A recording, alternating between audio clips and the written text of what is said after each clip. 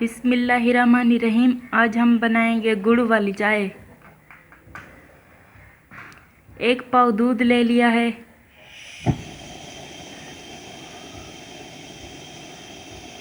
और इसमें हम पत्ती डालेंगे।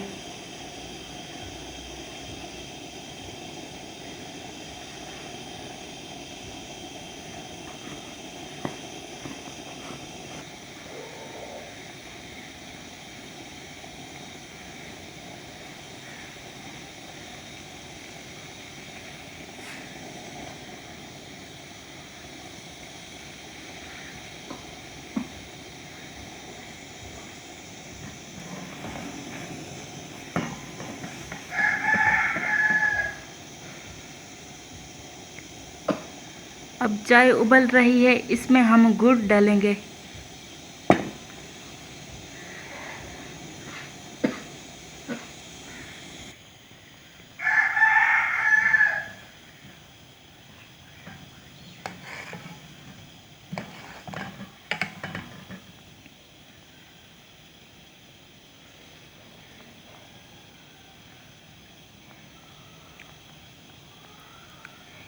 इसे हम 3 मिनट तक उबलने देंगे।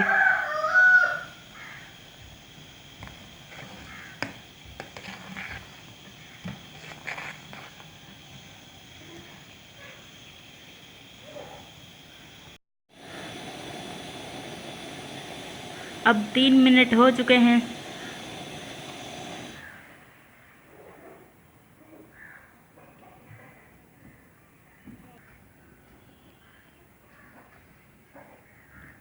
अब गुड़ वाली चाय तैयार हो चुकी है।